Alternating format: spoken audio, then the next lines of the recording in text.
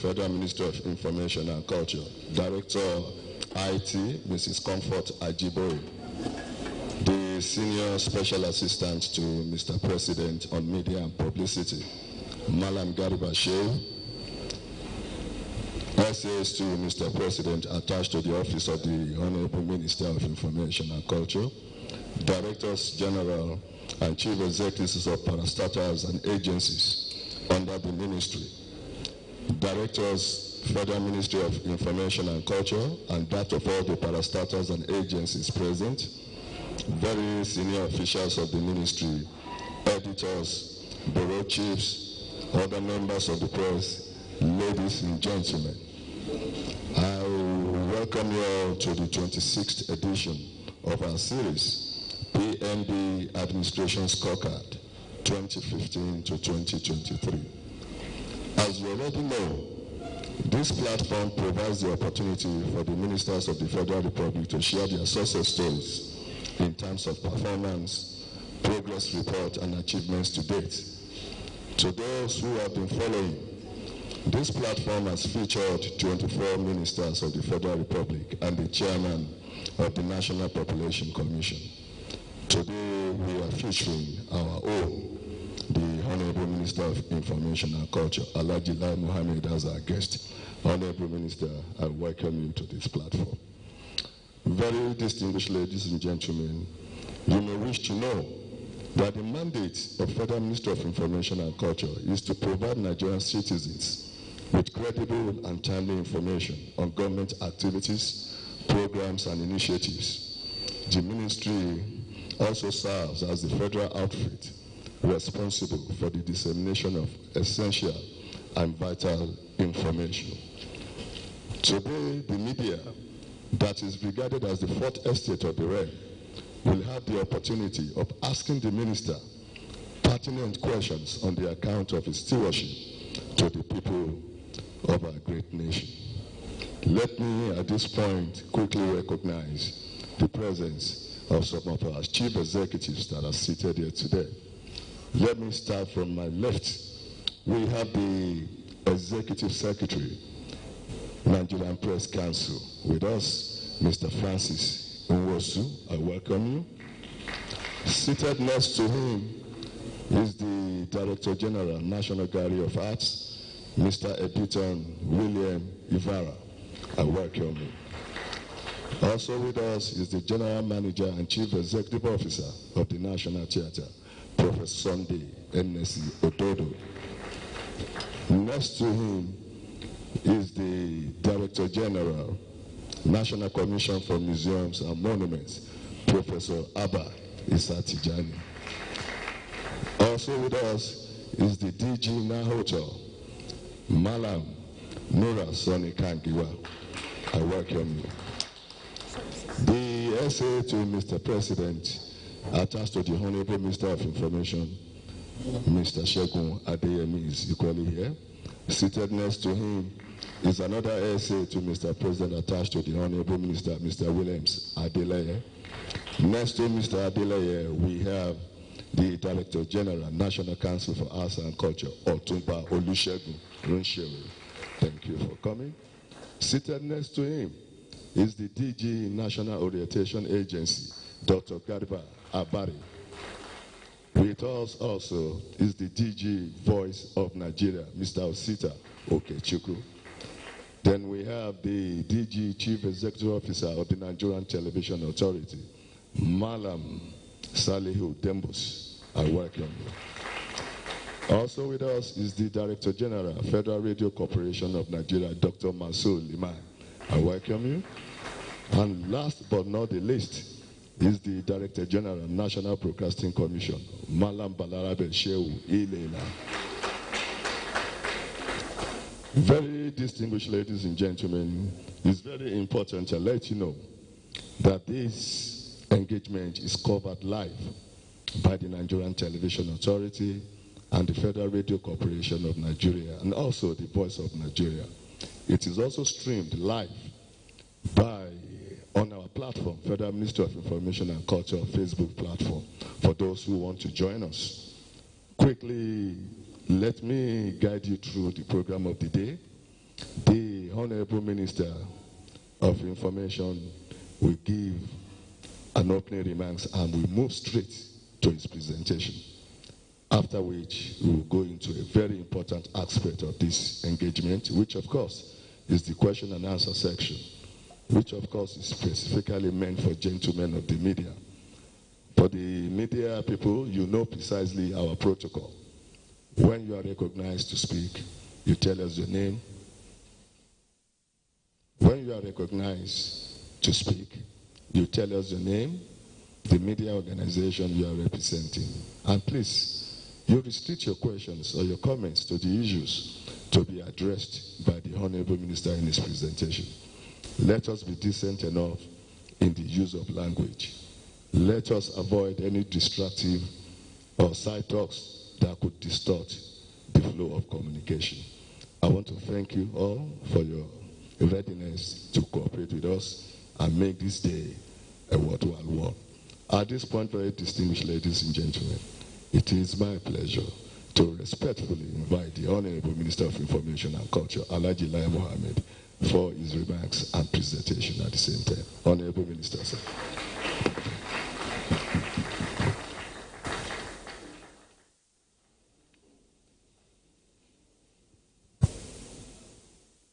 The Permanent Secretary, Ministry of Information and Culture, Mrs. Lydia Shiu Jafia Emena, be represented here today by Mrs. C. Ajiboye, Director IT, the Senior Special Assistant to the President of Media and Publicity, Malam Garba Shiu, Special Assistants to the President, Media 1 and 2, Mrs. Shegun Adeyemi and Williams Adelaye, the Directors General and Chief Executive Officers of agencies and directors of the agencies under the Ministry of Information and Culture, directors, management and staff of Federal Ministry of Information and Culture, editors and bureau chiefs, members of the press, ladies and gentlemen. I welcome you all to the 26th and last edition of the PMB Administration Scorecard Series 2015-2023 before the general elections. I will present the scorecard of my ministry shortly. But before then, please permit me to make the following remarks. In a little over 3 months, 25 out of 28 ministers have used this platform to present their scorecards to Nigerians. Because of scheduling problems, we take the remaining 3 ministers after the elections. Recall that we launched this series right here on October 18, 2022 to massively showcase the numerous achievements of the Buhari administration. We could not have come this far without the support of all of you, especially the staff of the Federal Ministry of Information and Culture, the chief executive officers of agencies under the ministry, as well as the media, which has constantly and diligently reported the presentations. I'm delighted to say that we have achieved our objective of launching the scorecard series, which is to massively showcase the achievements of the Buhari administration. Ladies and gentlemen, the refrain from the opposition prior to the launch of this scorecard series was that the APC and the Buhari administration have nothing to campaign with in the run-up to the 2023 general elections.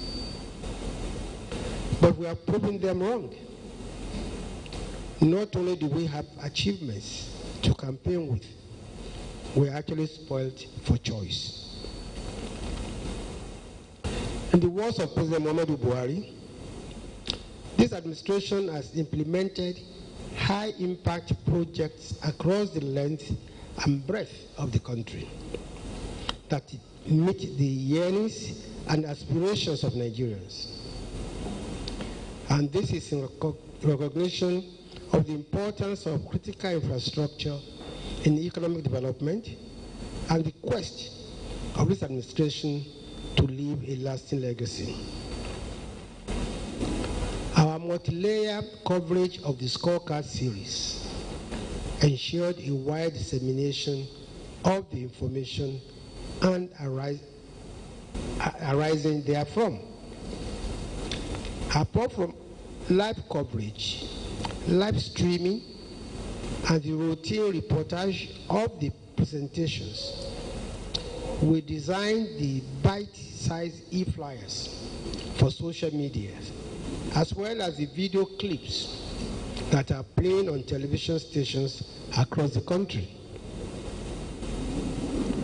On the opening day of the PNB administration's Scorecard series, I said, quote, "You will hear from ministers and other top government officials about the strides in their various ministries and sectors, including transportation, social investment program, economy, communications and digital economy, power, petroleum industry, defense, health, agriculture, youth and sports, trade and investment, fight against corruption, water resources, aviation, and justice, just to mention a few."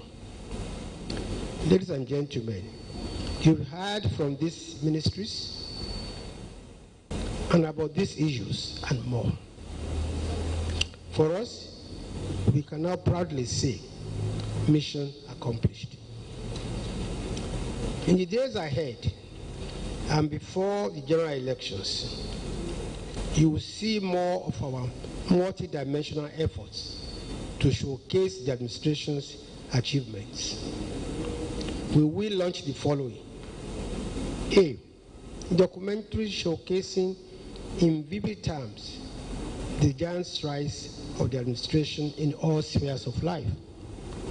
B, testimony series that provides the platform for other Nigerians to say how they have benefited from the administration's policies and programs. C, compendium of the administration's achievements. And D, legacy portal that will preserve for posterity all that I've listed above. Once again, I thank you all for your immeasurable support and cooperation. It is now my pleasure to present my own scorecard. Whatever we have done as a ministry between 2015 and now emanated from our mandate, which is the management of the image, reputation, and promotion of the culture of the people and government of Nigeria through a dynamic public information system that facilitates access by citizens and the global community to credible and timely information. My presentation will be divided into two. One, information, and two, culture and tourism. I will start with the information sector. Changing the narrative. The first thing we did on assumption of office was to embark on a process to change the narrative on Boko Haram to reflect the massive progress that our gallant military has made in a short while. We therefore decided to visit the liberated areas of the northeast with about 40 local and international journalists. We embarked on this visit on the 5th of December 2015, barely 3 weeks after I was sworn in. Flying to Maiduguri and then going by road to Bama through Konduga and Kauri. We did not meet a single vehicle along the road that stretched about 72 kilometers, skirting the Sambisa forest at many points. The visit was an eye-opener. In Bama, with over 6,000 buildings, none was standing. Signs in Arabic were visible everywhere in Bama town. It was no longer a matter of speculation that our troops were winning the war. We were armed with empirical evidence. Our troops earned our respect forever from that moment. We were able to return and tell Nigerians what we saw with pictures and videos to back it up. This went a long way in helping to change the narrative about Boko Haram, to convince Nigerians that the territories captured and occupied by the insurgents have been taken back, that indeed our military was winning the war and that they needed the support of their compatriots. We followed this visit with the launch of the National Sensitization Campaign on Security that enjoyed a massive airplay on national radio and television. The payoff line of that campaign is, if you see something, say something. And it was aimed at creating awareness among Nigerians and enlisting their support in the campaign against insurgency. We also embarked on a robust engagement with critical stakeholders in the information sector, with a view to exchanging ideas on the programs and policies of the administration, bridging any communication gap, and leveraging on the created rapport to keep Nigerians better informed. Regular meetings were thus institutionalized with organizations such as the Broadcasting Organization of Nigeria, BON, Newspaper Proprietors Association of Nigeria, NPA, Nigerian Union of Journalists, NUJ, National Association of Women Journalists, NAWAJ, Radio and Theatre Arts Workers Union, RATAU, on-air personalities, online publishers, and social media influencers. In continuation of the engagement, we embarked on a tour of media establishments across the country. In perhaps an unprecedented move, we rallied the indigenous language newspapers as a platform to take government messages to the grassroots.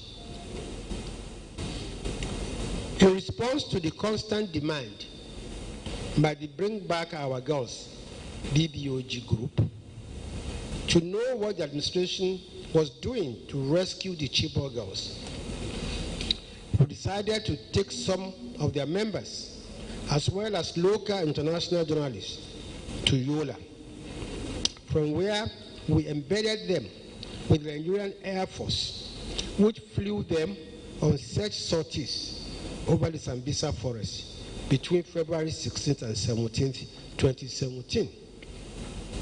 They were later to say in their report on the trip, and I quote, "We can confirm that the air component of the counter-insurgency war is being prosecuted by a highly professional, capable, motivated, and committed team of the Nigerian Air Force.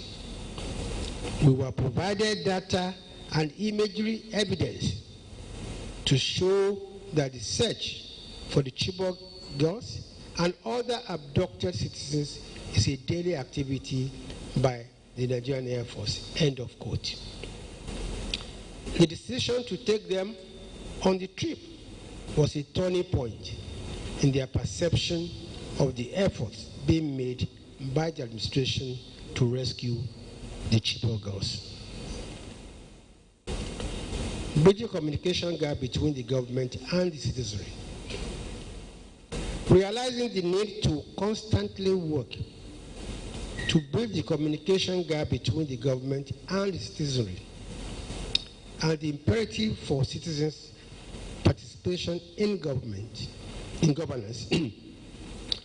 we launched on April 25th, 2016, the Town Hall Meeting Series, which provides a platform for the government to directly interact with a cross-section of the public, especially against the background of pervasive fake news and disinformation.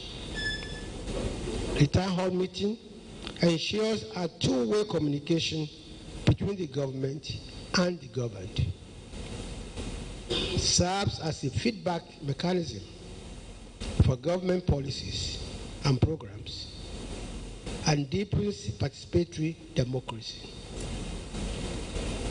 While participating honorable ministers and other top government officials tell Nigerians what they are doing, they also get instant feedback from the citizens. To date, 22 town hall meetings have been held across the six geopolitical zones of the country. A special edition of the town hall meeting for youth was held in Abuja. Other thematic areas included revamping the economy, provision of infrastructure, boosting agriculture, fight against corruption, farmers-herders clash, banditry, protection of government infrastructure, national unity, as well as peace and security. To further reach our people at the grassroots, we organized a number of town hall meetings in indigenous languages in Kano and Enugu. In partnership with a private startup firm, we also launched the FGNI app that allows anyone with a handheld device, including telephones, to download the app and get in real time authentic information about government activities. Realizing the need to positively project Nigeria to the world, we worked with the Nigerian chapter of the International Press Institute to successfully bid for the hosting of the 2018 World Congress of the IPI in Abuja. Hundreds of international journalists converged in Abuja for the global conference. Interaction with foreign media. To positively project Nigeria's image and also ensure access to authentic information about Nigeria, the ministry embarked on biannual interactive sessions with the foreign media organizations in both the United States of America and the United Kingdom. The interactions with the global media in London and Washington enabled the ministry to provide them with first-hand information and background briefings about topical issues in Nigeria. Clear any misconception arising from lack of credible information and also build a rapport with them. For example, when the federal government prescribed IPOB and designated it a terrorist organization, it fell on the ministry to explain to the global audience through its interaction with the foreign media the reasons for the government action. This went a long way in shaping the global perception of the organization. The ministry also provided ample information to the foreign media at the height of the farmer-herders crisis. making them realize that the hot contest for increasingly scarce natural resources like water and grazing fields, rather than religious and ethnic considerations, fueled the crisis. We believe this played a major role in changing the perspective of the international community on this issue. A critical component of the foreign interactions is the side meetings with international think tanks. These interactions have been invaluable, especially in policy formations in global capitals with regards to Nigeria. Regular media interventions and media appearances. Our routine press releases, media briefings, and media appearances have also been used to deal with topical issues and to propagate the administration's achievements. Media tours and sensitization campaigns. We also launched a media tour of government and other projects across the country to showcase the projects executed or facilitated by the administration, and also to provide Nigerians with authentic and verifiable information about them.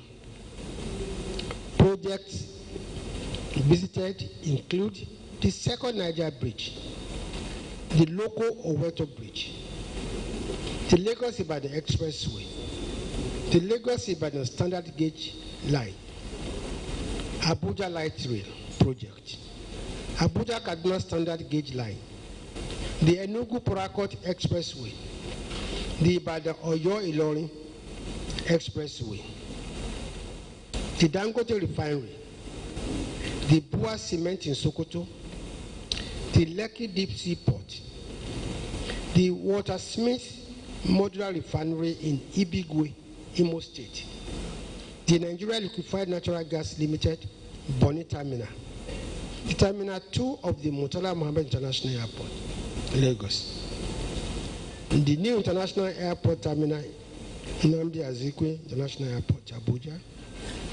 Innocent Vehicle Manufacturing Company Limited, Inewi, the Duchess Hospital in Lagos. We also launched a series of sensitization campaigns aimed at creating awareness on specific issues. These include National Sensitization Campaign on Security, National Sensitization Campaign on the border closure, National Sensitization Campaign on the closure of Nnamdi Azikiwe International Airport to repair the sole runway, National Sensitization Campaign on fake news and disinformation, National Campaign on support for the military to boost the morale of the fighting forces, National Campaign on patronage of made in Nigeria products in collaboration with the Federal Ministry of Industry, Trade and Investment. Digital switchover, DSO. Against the background of the fact that Nigeria has missed the deadline for the migration from analog to digital broadcasting a number of times, we relaunched the whole digital transition process, and the minister personally took charge. This resulted in the pilot launch of the DSO in Jos in April 2016.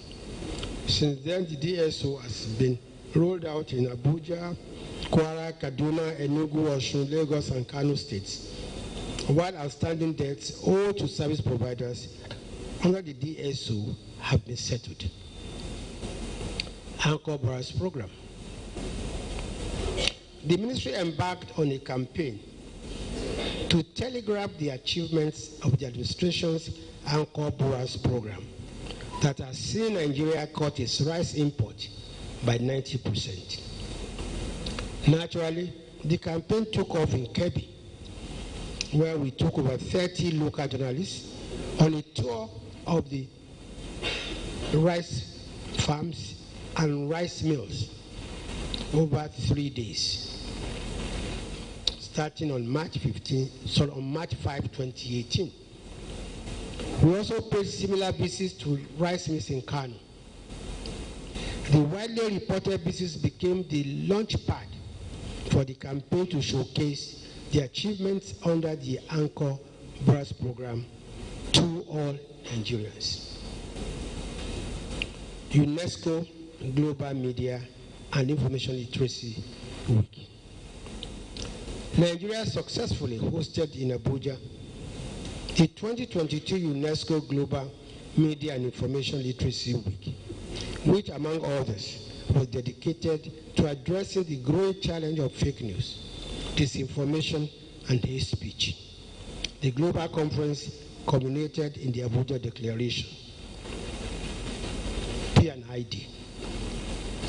The Federal Ministry of Information and Culture played a crucial role in changing the narrative in the wake of the $9.6 billion judgment awarded against Nigeria in the case with a company known as Process and Industrial Development. The change in narrative in favor of Nigeria was achieved with a series of engagements facilitated by the ministry with key opinion holders such as investors, financial experts, and diplomats, whom we met at a session in Lagos, as well as international media, policymakers, etc., that we met in London. Recall, ladies and gentlemen, that P&ID filed an arbitration against Nigeria over a botched deal in 2010 for accelerated gas development in OML 123 and 67 for a period of 20 years. Following the judgment, P&ID hired a Nigerian firm to tilt the narrative about the whole issue in its favor and paint Nigeria in unflattering colors.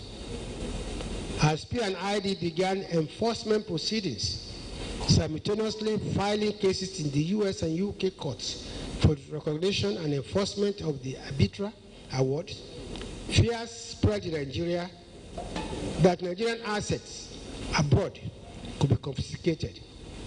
That was when the Ministry of Information and Culture, in partnership with the Ministry of Finance, Budget and National Planning, Ministry of Justice, the Central Bank of Nigeria, the Economic and Financial Crimes Commission, the Nigerian Police stepped in to successfully change the narrative, leading to the reprieve that Nigeria got from a London court that eventually doused the tension generated by the huge award to P&ID. COVID-19 advocacy campaign. During the COVID-19 pandemic between 2020 and 2021, the Federal Ministry of Information and Culture led the risk communication and community engagement pillar of the Presidential Task Force on COVID-19, where, along with other MDAs and development partners, we developed and implemented a data-driven media and community mobilization campaign to create awareness on the risk associated with the disease and the preventive measures. The PTF's daily televised briefings became the most credible source of information on the pandemic in the country. Further awareness about the pandemic and Nigeria's response were created through the production of various communication and advocacy materials. These materials were disseminated to the public via traditional and digital media. About 11 television stations and 47 radio stations, as well as newspapers and social media, were deployed for the campaign. We set up a network of COVID-19 survivors to drive the campaign to change the narrative around stigmatization and implemented a massive house-to-house campaign on the National Orientation Agency structure to promote interpersonal communication with households to engender behavior change. The ministry sustained discussions around COVID-19 by floating live radio discussions program on the pandemic across the country to ensure dialogue between experts, religious leaders, COVID-19 survivors, caregivers, etc., and the public, and to further educate the people on COVID-19 and the preventive measures. There was also continuous work with the partners to undertake research with a view to addressing the key drivers of the challenges to behavior change. Working with traditional rulers and religious leaders, the ministry sustained the production of contents with the community influencers to drive home the campaigns against COVID-19. We also worked along with the NOI polling agency to measure the performance of our intervention, where our scores by NOI ranged between 97 and 98% on a weekly basis. The risk communication and community engagement pillar, led by the ministry, developed and launched a risk communication and community engagement manual that can be used in the event of any future pandemic. Reform of the Advertising Regulatory Council of Nigeria for the improvement of the advertising, advertisement, and marketing communications industry in Nigeria. We have succeeded in making groundbreaking reforms in Nigeria's advertising, advertisement, and marketing communications industry by reviewing the law that set up the advertising regulatory body, the Advertising Regulatory Council of Nigeria, formerly the Advertising Practitioners Council of Nigeria.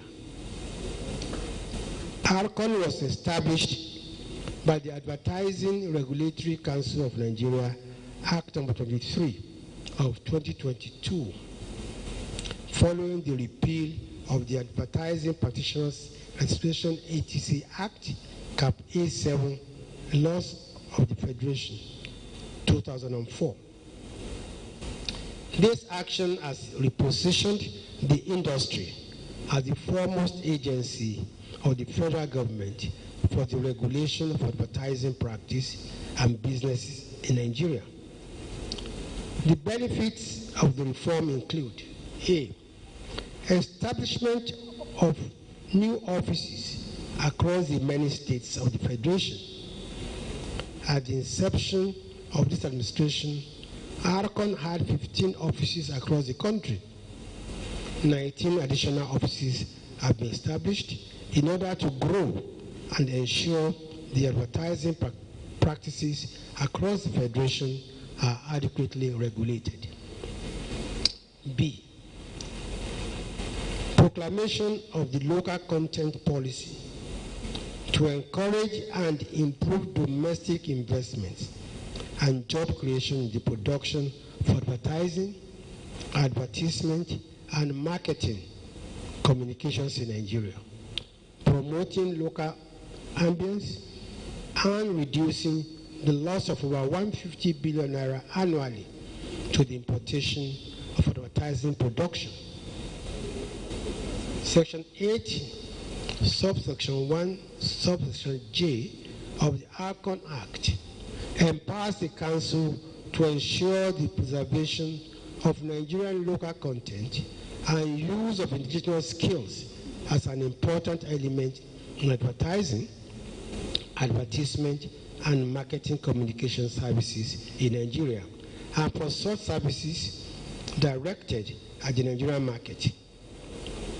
Further ensures the participation of Nigerians and Nigerian companies in the process, production, and execution of advertisement, advertising and marketing communications campaigns targeted at the Nigerian market without compromising standards.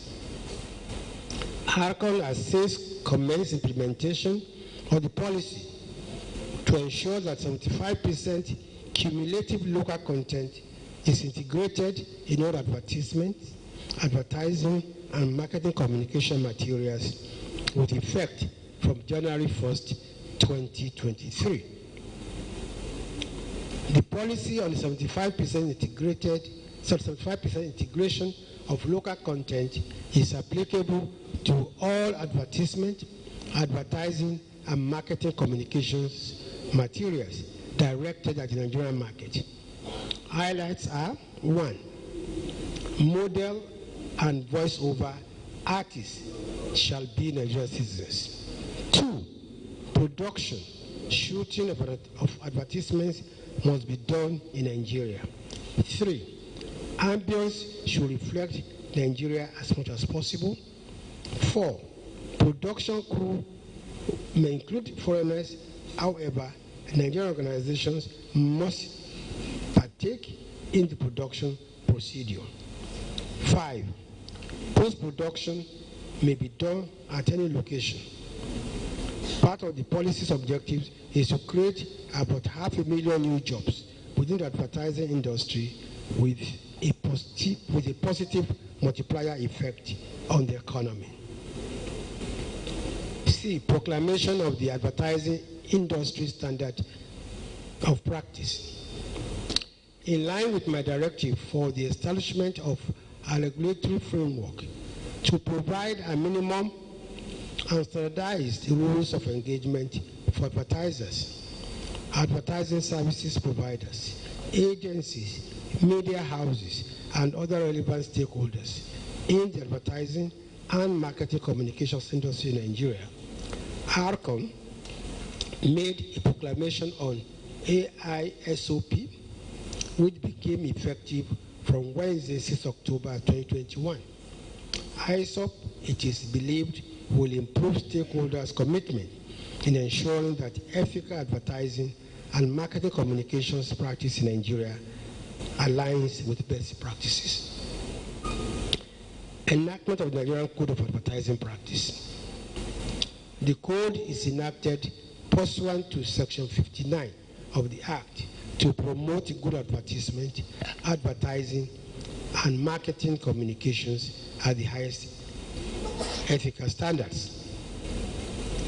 The National Broadcasting Commission reforms to create jobs and widen opportunities for Nigerian creatives. The reform of the National Broadcasting Commission, in particular, the amendment of the Nigerian Broadcasting Code, was in line with the administration's drive to provide job opportunities for Nigerians. These amendments were aimed at encouraging the development and growth of local content in the broadcast industry. Sections were included in the code to make it compulsory for companies to have a higher percentage of investments, of local investments, and to meet basic minimums in local content. Similarly, in a bid to ensure fair and efficient market competition in the broadcast industry, sections were introduced in the code to discourage monopolies and anti-competitive practices by broadcasters, especially as it relates to sports rights. This position was further reinforced by judiciary in a recent judgment. Audience measurement.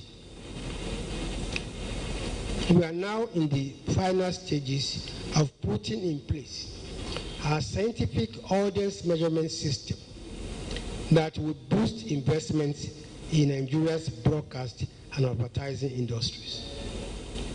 The absence of a scientific audience measurement system has resulted in underdevelopment in the broadcast and advertising industries and stunted their growth.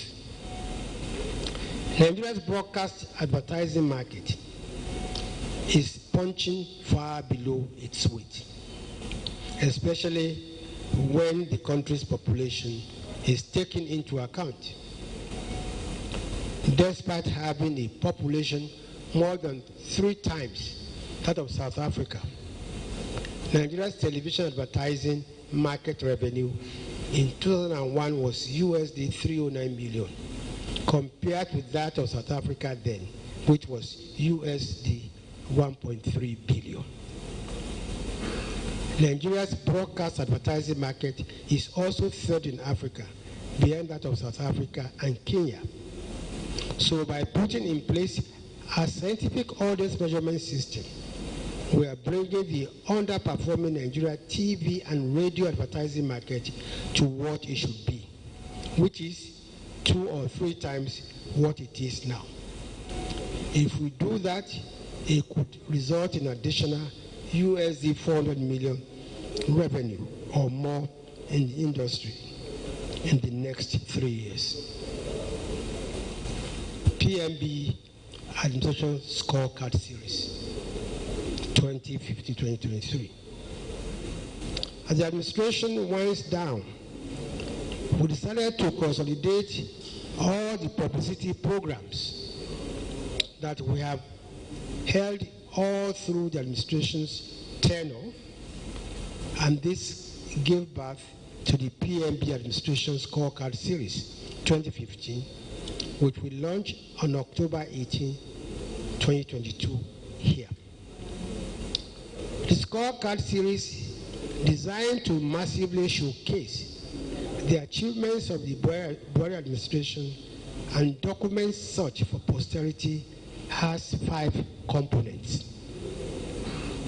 A, the scorecard presentation designed for honorable ministers and other top government officials to tell Nigerians what they have done in their various sectors.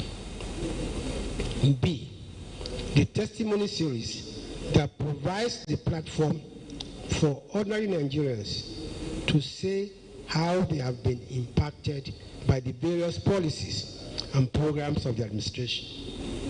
C, the compendium that chronicles in a book form the various achievements of the administration.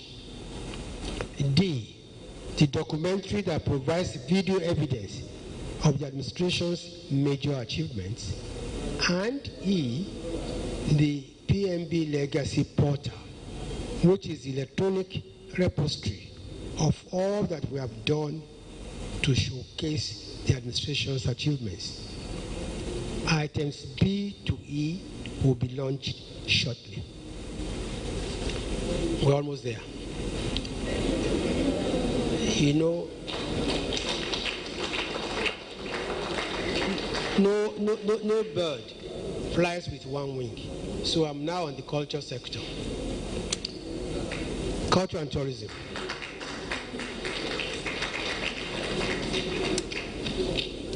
Following consultations with stakeholders, we believe the best way to chart a new path for the culture and tourism sector was to organize a national summit.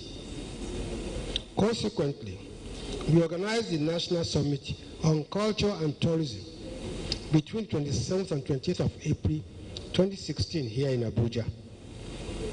The summit brought all stakeholders, policymakers, practitioners, academicians, financial institutions, development partners, and other experts together with a view to charting a new course for the nation's creative industry. Following the report of the implementation committee set up after the summit, we started the implementation of the summit's recommendations, including the revival of the Presidential Council on Tourism, resuscitation of the Tourism Master Plan, and the setting up of a task force on the creative industry. Similarly, we organized 2 other conferences in Lagos to fast-track the main objective of transforming the creative industry to our creative economy. These are the roundtable that provided the stakeholders with the opportunity to engage in business-focused discussions with a view to initiating, enabling private sector-led growth and development of the creative industry. 2, the Creative Industry Financing Conference, which articulated ways to source funding for the creative industry. Both conferences recorded positive outcomes, top of which is the establishment of anti-piracy units in all the 36 police commands and the FCT. We decided to engage in partnerships to fast-track the growth of the industry, signing MOUs with the Tony Elumelu Foundation and the British Council, the Task Force on the Creative Industry, and the training of festival managers are some of the programs being implemented under the MOUs. We brought Nigeria back as a key player of the UN Tourism Agency, the United Nations World Tourism Organization, after a long break. After attending a meeting of the African tourism ministers in Abuja, Cote d'Ivoire in 2016, we visited, upon the invitation of the UNWTO, the headquarters of the UNWTO in Madrid, Spain. The resultant effect is the decision by the UNWTO to work with the ministry in the effort to take tourism in Nigeria to a higher level. The positive result of the cooperation between Nigeria and the UNWTO include a visit of a team of UNWTO experts to Nigeria to work with the ministry, especially in suscitating the tourism master plan, which had been gathering dust on the shelf. In the aftermath of the visit of the UN experts, the Presidential Council on Tourism was revived, and a meeting of the steering committee of the PCT was held under the chairmanship of the Vice President. Nigeria's hosting of the 61st edition of the UNWTO CAF meetings in Abuja in 2018, and Nigeria's selection as Vice President Africa of the 22nd UNWTO General Assembly in China in 2017. Some of the positive fallouts also include Nigeria's hosting of the first ever UNWTO Global Conference on Tourism, Culture and the Creative Industry in Lagos in November 2022. In 2022, the United Nations World Tourism Organization offered Nigeria 100 UNWTO Tourism Online Academy scholarships for a 1-month certification program on the Introduction on Tourism Industry Management course. The program was conducted by United Nations World Tourism Organization in collaboration with the ID University, Spain, and it provided a great opportunity for officers in the public and private sector who are involved in tourism and interested in developing basic knowledge on the management concepts in the tourism industry. UNWTO Tourism Academy. For the first time in the history of the UNWTO, the organization approved the establishment of 2 tourism academies for Africa. This initiative was launched and approved during the global conference held in Lagos in November 2022, and Nigeria was chosen as one of the host countries. Nigeria will host the UNWTO Academy. The Academy will complement the work of the National Institute for Hospitality and Tourism, NAOTU, and provide accessible vocational and managerial training for tourism and the hospitality sectors in Nigeria.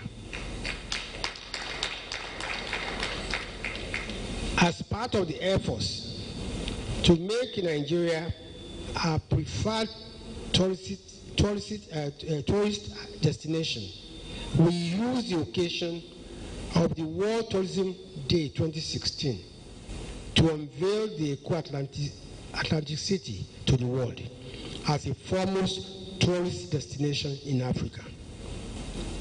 The Atlantic City is one of the world's most advanced cities, situated on a 10 million square meters of land reclaimed from the Atlantic Ocean.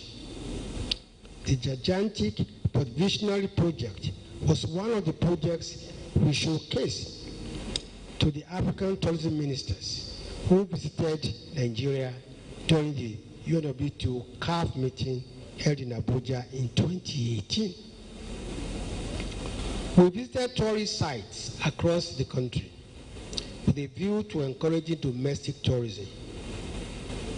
Among others, we visited the waterfalls in Kwara State and the rock painting in Benekudu, Jigawa State.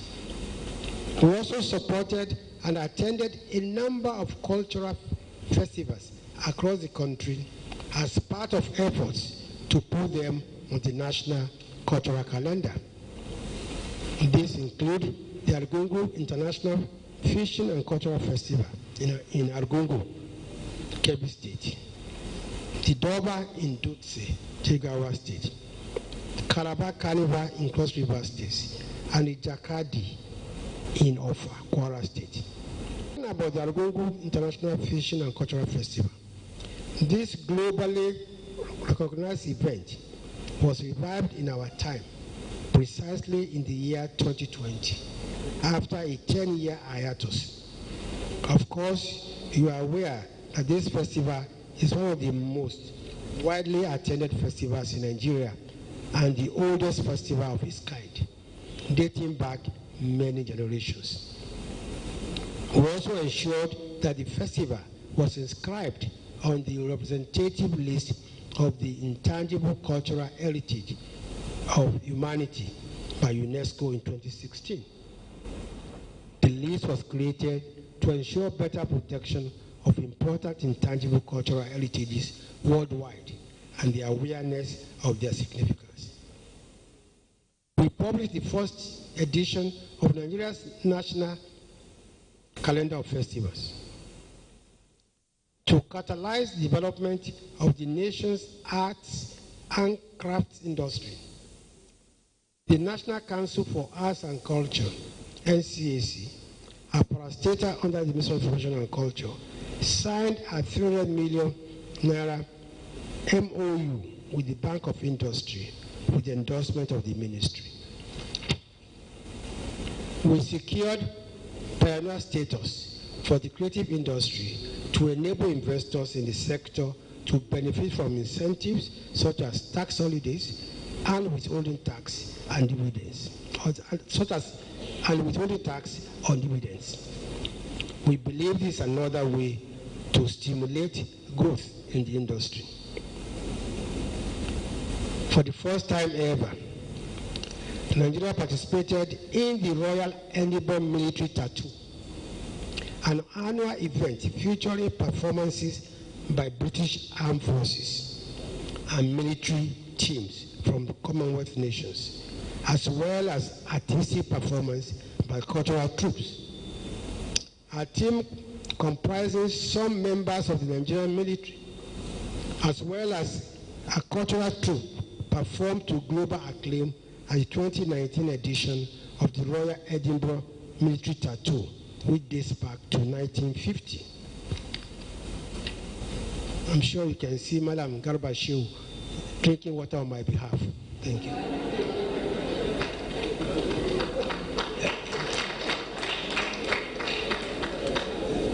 Repatriation of looted artifacts and other matters. Undoubtedly, the biggest achievement in the area of culture and tourism is repatriation of hundreds of looted artifacts. During the period under review, efforts to repatriate artifacts looted from Nigeria, which we launched on November 28, 2019, paid off handsomely, with a total of 1,130 Benin bronzes heading home from Germany alone. The legal transfer of the Benin bronzes to Nigeria of all the 1,130 Benin bronzes in all German public museums was signed on July 7, 2022, and the physical return has since commenced, with the first batch accompanied to Nigeria in December 2022 by the Ministers of Foreign Affairs and Culture of Germany, and an entourage of about 80 top government and museum officials from Germany. Nigeria is currently in the forefront of global efforts on repatriation of antiquities to their countries of origin. Other successes recorded by the ministry in this regard include repatriation from the Netherlands in October 2020 of a 600-year-old Ife terracotta, repatriation of Benin bronzes from the University of Aberdeen and Jesus College of the University of Cambridge, the Metropolitan Museum, New York, the Ornament Museums and Gardens in London, which in October 2022 signed the legal transfer of 72 Benin bronzes, the Smithsonian in Washington, the National Gallery of Arts of the United States, and the Rose Island School of Design repatriated about 20 Benin bronzes in their holdings. We are at advanced stage of securing the repatriation of hundreds of antiquities from the Pitt Rivers Museum of the University of Oxford, the Ashmolean Museum of the University of Oxford, the Museum of Archaeology and Anthropology of the University of Cambridge, Glasgow City Council in Scotland, National Museums of Scotland, Halls Museum and other institutions in the United Kingdom, and several institutions in the United States, including Dartmouth University, Field Museum of Chicago, and Natural History Museum in Washington, D.C. The federal government has begun the expansion of the National Museum, Benin City, to house some of these antiquities. Also, the federal government is working on developing a Royal Benin Museum. We have started the process of increasing the number of national monuments in Nigeria, currently at 65, by declaring 111 other historical sites as national monuments. Declaration is awaiting presidential assent. We have upgraded the exhibition galleries in the Abubakar Tafawa Balewa Mausoleum, Bauchi, the National Museum of Colonial History, the National Museums in Lagos, Ibadan, Isiye, Yola, Abeokuta, Maiduguri, Oyo, Minna, Damaturu, Asaba, Koko, Jalingo, and so on, and also in the Old Residency Museum, Calabar. Restoration and conservation work has also been done in the National Museum in Kaduna, Enugu, and Ife. We have also evacuated excess water and refilled the substrate for the Dufuna canoe in Yobe. For those who may not know, the Dufuna canoe in Yobe is the earliest known water vessel in Africa and the third in the entire world. And it is evidence that the area of present-day Yobe was once a time a body of water. Innovation in the National Theatre. And for me, this ranks along the same line as the return of that. For the first time in about 40 years, the National Theatre Complex in Lagos is being renovated at a cost of $100 million under a partnership between the federal government and the Central Bank of Nigeria Bankers Committee. The first phase of the renovation has been completed. Hence, we were able to host the first global conference on culture, tourism, and the creative industry at the iconic complex between the 14th and the 17th November 2022. The next phase of the work will witness the construction of new hubs for fashion, information technology, film, and music within the National Theatre Complex. And we hope this will be commissioned before the administration exits.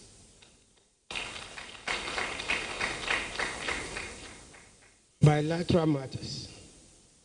To maintain cordial relationships with friendly countries, the ministry has been involved in joint commissions and meetings of senior officials that culminated in the signing of a number of MOUs in the field of tourism cooperation. Within the period under review, we signed a number of such MOUs with countries like Cote d'Ivoire, Portugal, Spain, and Iran, while negotiations have been finalized for MOUs with many other countries which are awaiting signature. This is breaking news.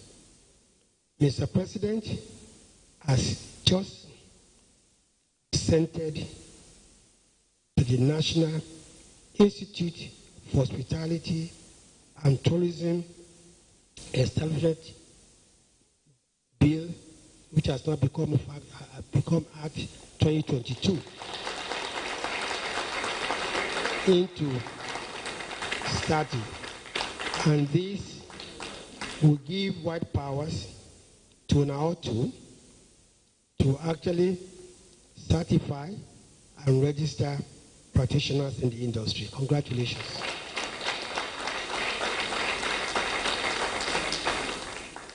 National Orientation Agency. National Orientation.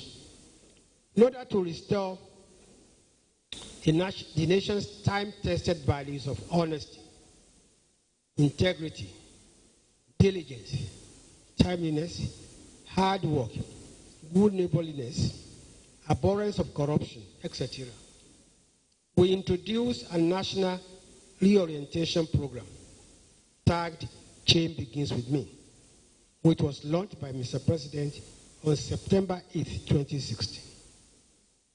The program was adopted by some states of the Federation and many agencies of government. And the payoff line, Change Begins With Me, is one of the most popular payoff lines in Nigeria today.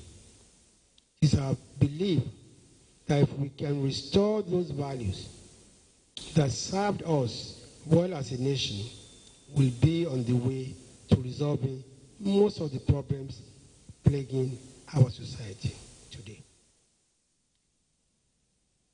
COVID-19 palliatives for the creative industry.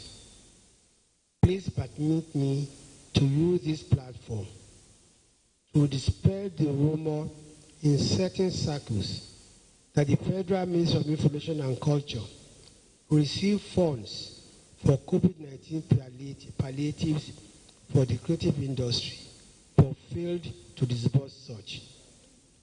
There is no truth in this. It is fake news. Much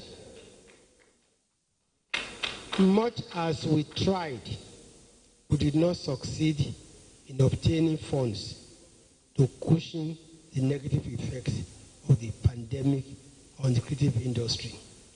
That is the true position. Conclusion. I want to most sincerely thank Mr. President for his unflinching support and for the confidence he reposed in me, without which whatever we have been able to achieve would not have been possible. I also thank my colleagues, honorable ministers, for honoring our invitations to present their scorecards despite their very tight schedules. I thank the staff of the Federal Ministry of Information and Culture and all the agencies of the ministry for their immeasurable support. My gratitude goes to the media for their support and for constantly putting us on our toes and ensuring that I don't have any sleepless night. Sorry, and for ensuring many sleepless nights for me. And I thank you all for your kind attention. But I think, above all, I also want to thank the Almighty Allah that has made this scorecard series possible. I thank you very much.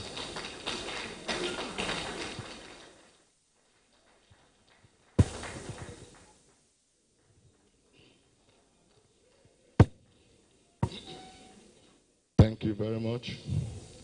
You may be seated.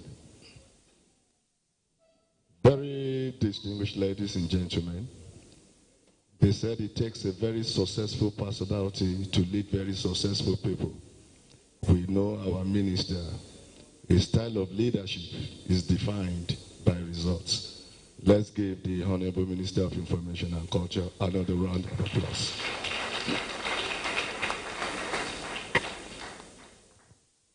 Let me, at this point, welcome to the platform the Director General, Advertising Registration Council of Nigeria, Dr. Olaleko Fadolapo. We welcome you. Thank you for coming. Thank you. Very distinguished ladies and gentlemen, Peter Berger is a prolific writer.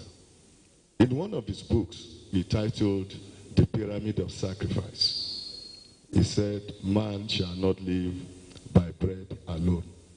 I am sure for those of us who are Christians, our minds will flash back to the great temptation.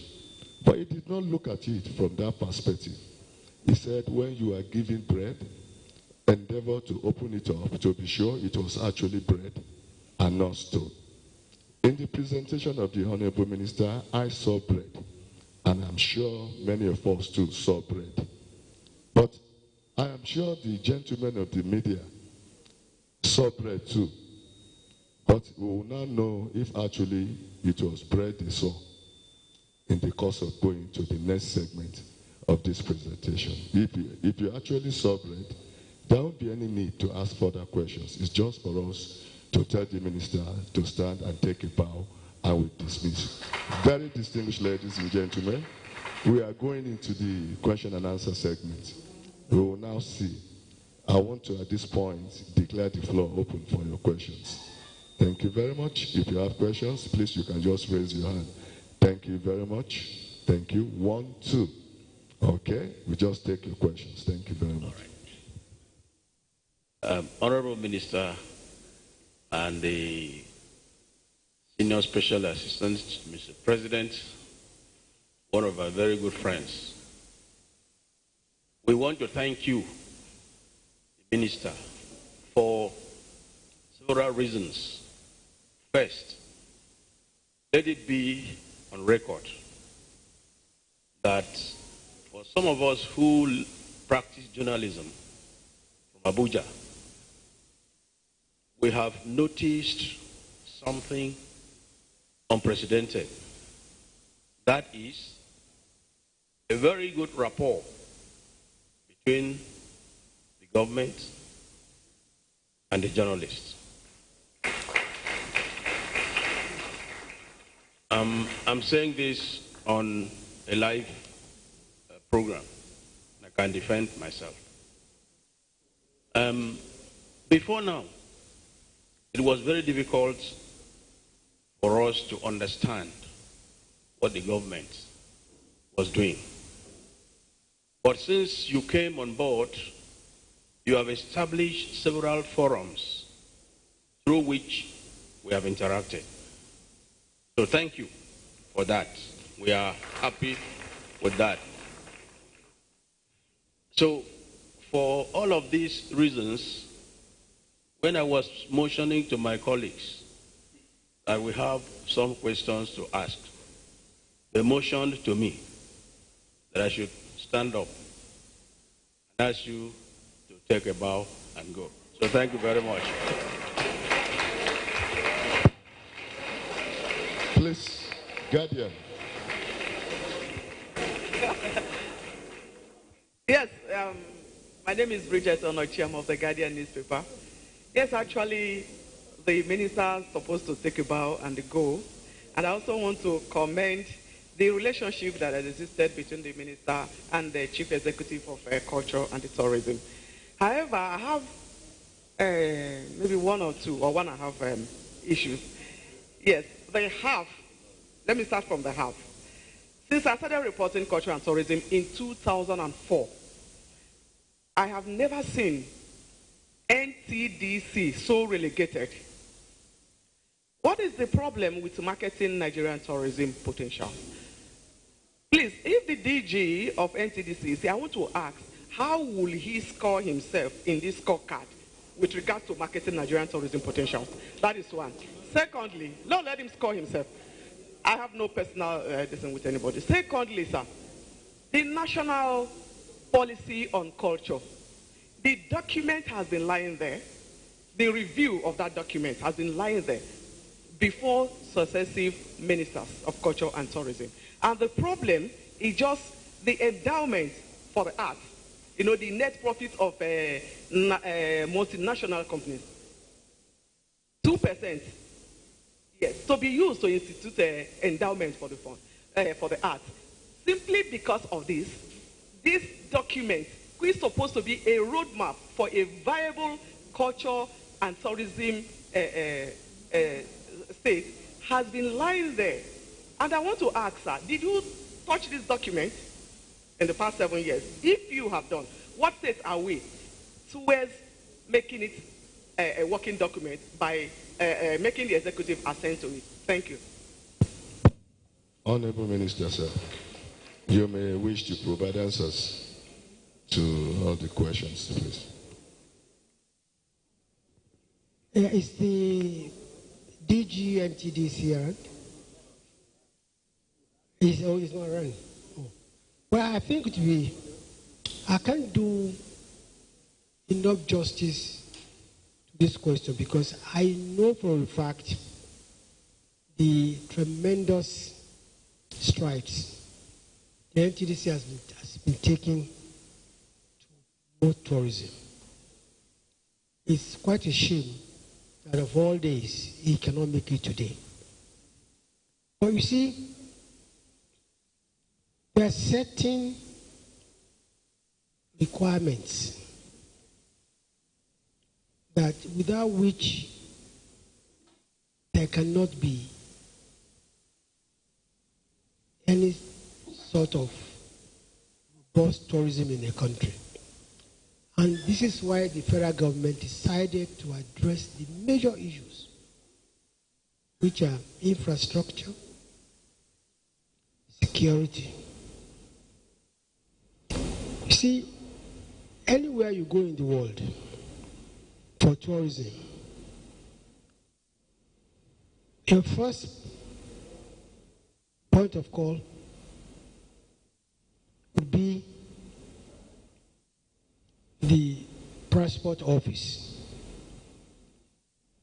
And I think the Minister of Interior was here, and he gave us very detailed account of how the Interior Ministry, especially the immigration, has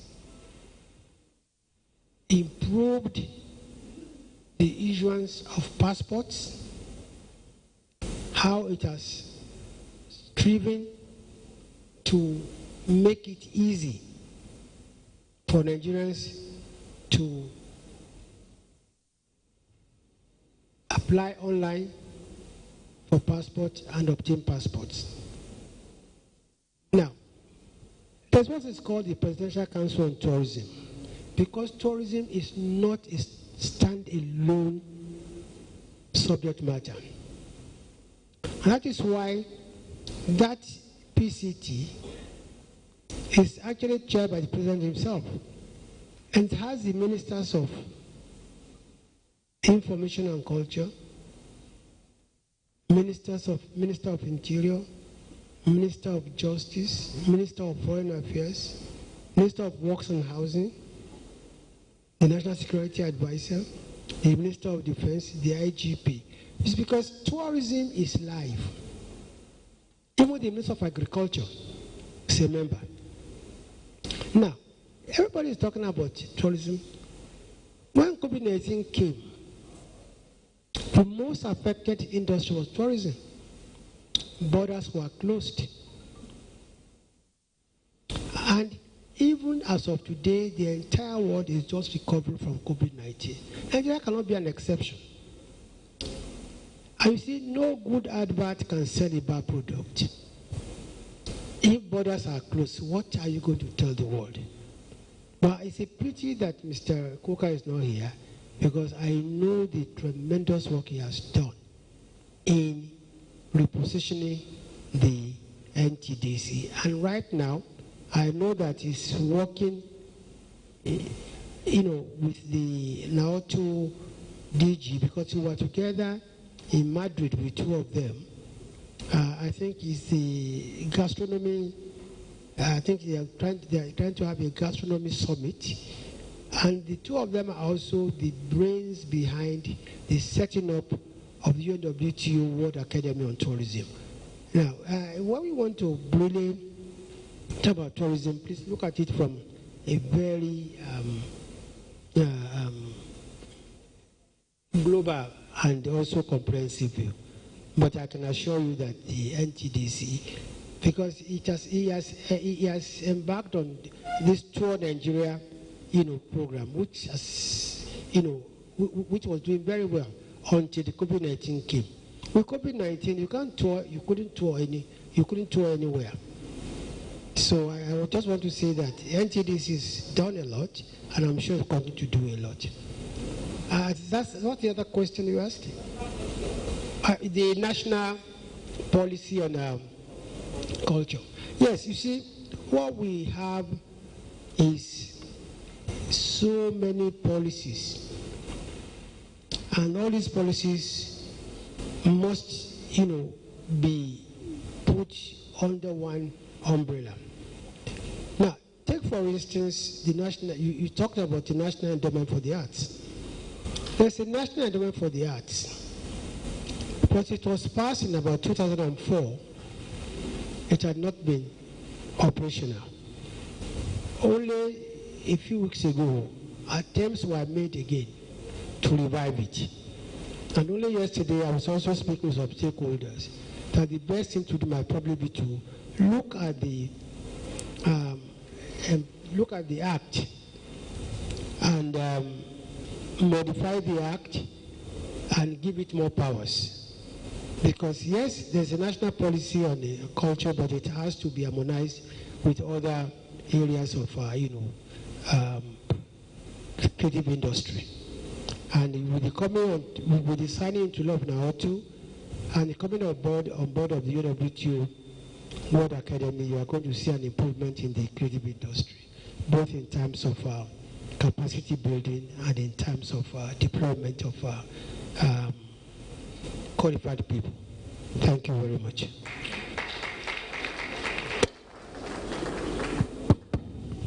Thank you very much, Honorable Minister. Gentlemen of the media, this is the much we can take for today. Before we bring this engagement to a close, let me quickly give this information.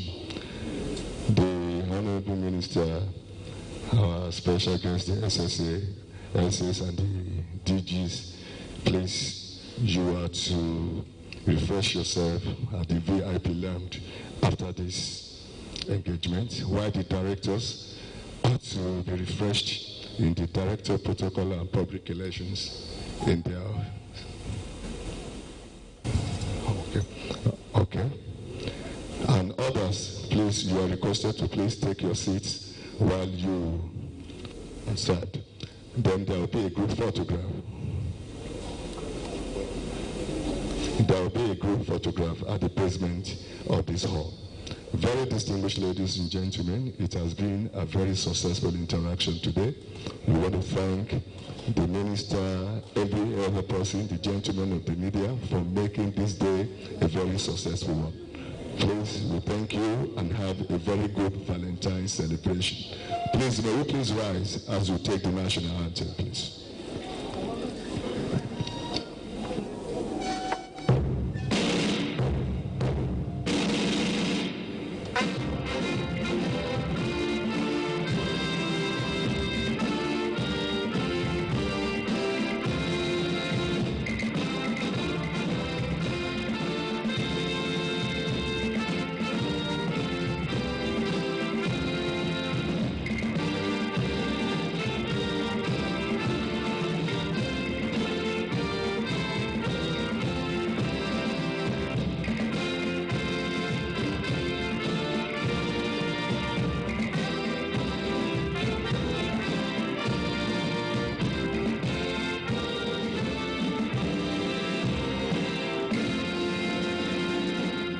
Thank you, and God bless you.